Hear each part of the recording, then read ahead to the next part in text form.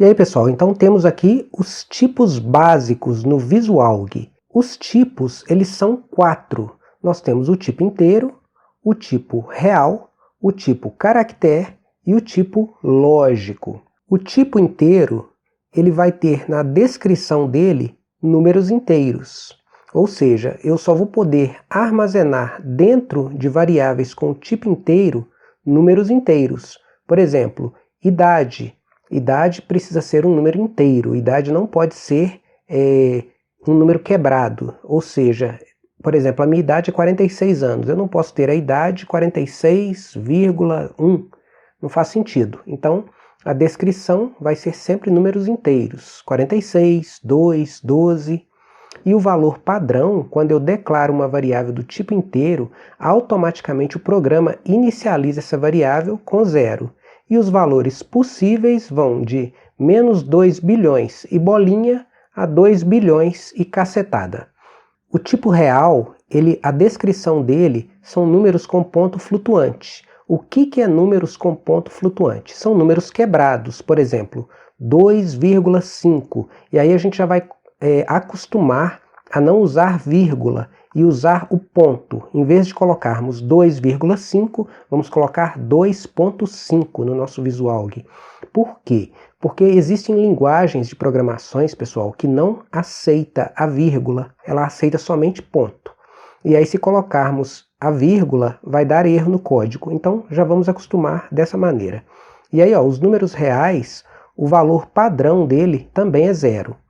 E os valores possíveis vão desse número grandão aqui até esse outro número grandão aqui. Caractere, a descrição dele vai ser textos. Por padrão, o programa vai inicializar com espaço vazio, entre aspas, tá? E aí os valores possíveis também são textos. E o último tipo é o tipo lógico. A descrição dele é verdadeiro ou falso. Ou seja, quando criarmos ou declararmos uma variável do tipo lógico, ela só vai poder ter 2 valores dentro dessa variável, ou verdadeiro ou falso. E o valor padrão, quando uma variável é criada ou declarada do tipo lógico, é falso. Então o programa, já inicializa a variável com o valor falso. E os valores possíveis é verdadeiro ou falso. E aí, temos as regras para a criação de nomes de variáveis. Use o padrão Camel Case. O que é o padrão Camel Case? É quando usamos 2 ou mais palavras juntas e iniciamos a segunda palavra e as demais com a primeira letra maiúscula. E aí tem essa brincadeira aqui com o camelo. Use Camel Case, que é exatamente isso aqui. Eu vou escrever essa frase Camel Case, e aí a primeira palavra toda em minúsculo, a segunda palavra eu inicializo ela com a primeira letra maiúscula, no caso aqui a letra C, que é camel, e aí depois a palavra case, eu estou inicializando ela com a letra C maiúsculo. Isso são as boas práticas de programação. Então se você usa isso quando você vai fazer um teste, numa empresa, por exemplo, eles olham, esse programador aqui ele usa as boas práticas de programação. O que é as boas práticas de programação? É um padrão de comportamento dentro da programação. Então eu recomendo vocês usar essa boa prática. E aí aqui tem um exemplo de uma variável usando o padrão ou as boas práticas de programação, né? No caso, o Camel Case. Eu coloquei a palavra aprendendo sobre variáveis. E aí, a palavra sobre está iniciando com S maiúsculo e a palavra variáveis com V maiúsculo. Isso dá uma maior legibilidade no seu programa, tá? Então, se você não quiser usar o Camel Case, você pode usar dessa forma que está aqui, usando o underline. E aí as regras para a criação de nomes de variável. Não usar acentos ou til. Não pode ter espaços em branco, não pode iniciar com números ou caracteres especiais, exceto o underline, que é esse símbolozinho aqui. Aqui eu coloquei 2 colunas com as regras para a criação de nome de variáveis, uma coluna de forma correta, que é o certo, e uma coluna de forma errada. E aí, eu declarei uma variável ou criei uma variável com o nome underline. E eu inicializei ela com o underline. Depois eu coloquei 2 pontos e escrevi o tipo. O tipo dela vai ser caractere. A próxima variável, idade do aluno, usando o padrão camel case, 2 pontos do tipo inteiro. Outra variável com o nome variáveis, 2 pontos do tipo caractere.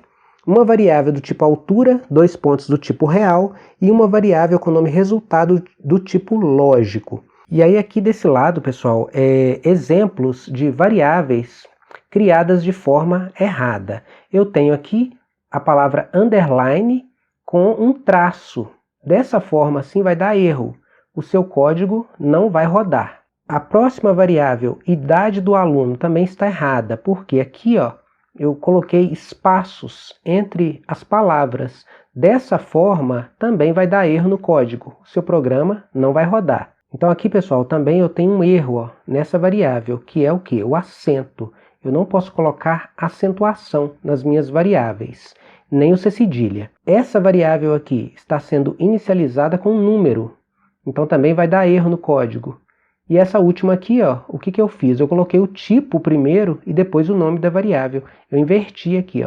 Desta forma está correto. Desta forma aqui está errado, porque eu coloquei o tipo lógico primeiro e depois o nome da variável. Também o código vai dar erro na hora que você for executar ou apertar a tecla F9. E o que acontece se criarmos uma variável de forma errada? O código não compila. Não compilar quer dizer dar erro. O seu código vai dar um erro, vai travar e não vai funcionar e você vai ter que corrigir.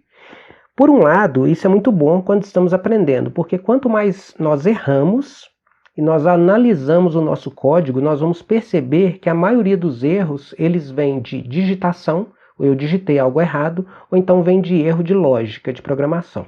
Então é uma ótima oportunidade para nós crescermos, nós aprendermos. Quando você erra, você aprende. Se você não erra, você pensa que aprendeu, mas você não aprendeu, porque assim que você errar, você vai ter problema para descobrir o erro. E aí, nós vamos aprender agora o comando de atribuição. O que é o comando de atribuição? É essa setinha aqui, eu coloco o sinal de maior no Visualg e escrevo um tracinho.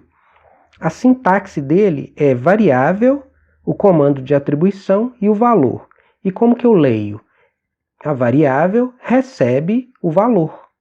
Então aqui eu tenho a variável nome, recebe o valor Ricardo. O valor Ricardo precisa ficar entre aspas, tá? E aí aqui eu tenho um comentário e a leitura. Como que eu leio esse código aqui dentro do Visualg? Nome, a variável nome, recebe a palavra Ricardo. Aqui, a variável idade recebe 46. Então, idade recebe o valor, o número 46. E a variável altura recebe 1,65. Ou seja, ela é do tipo real, porque números quebrados, como eu tinha explicado anteriormente, a gente vai usar sempre o ponto em vez de vírgula, acostumando desta forma para quando chegarmos nas linguagens que não aceitam a vírgula, aí o programa da gente não vai dar erro. E aí aqui eu fiz um esqueminha da grande variável, que é essa área azul, e aí 3 pequenas variáveis que foram declaradas ou criadas aqui dentro.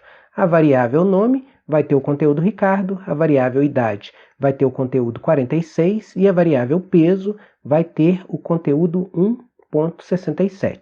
Variáveis, tipos e atribuição. Como ficaria no Visualg? Eu tenho aqui o início do meu algoritmo, que está sem nome. Aí eu tenho essa área aqui, que é a área de variáveis. Eu declarei aqui uma variável chamada nome, do tipo caractere, uma variável com o nome idade, do tipo inteiro, e uma variável chamada altura, do tipo real. Tem que colocar os 2 pontinhos aqui, não pode esquecer. Eu dou um espacinho aqui para ficar mais organizado, mais bonitinho o meu código. Aqui, nessa parte aqui, eu fiz a indentação, que é um espaço que está nessa área aqui. Aqui eu tenho o início do meu programa e o fim do meu algoritmo.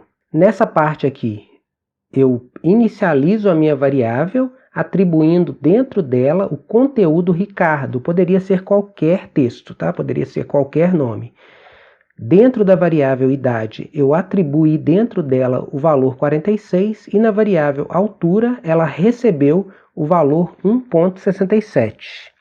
E aí aqui nessa parte eu mando escrever na tela.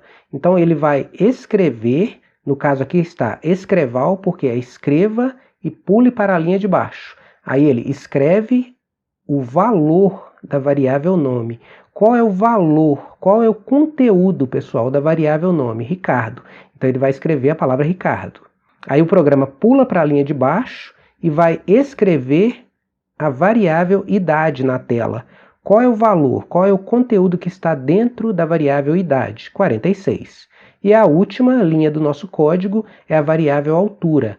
Qual é o valor, qual é o conteúdo da variável altura? Ela tem, a gente mandou atribuir dentro dela o valor 1.67. Então ele vai escrever na tela, vai imprimir na tela e vai pular para a linha de baixo, porque eu tenho aqui o L, ó, indicando que é escreva na tela 1.67 e pule para a linha de baixo.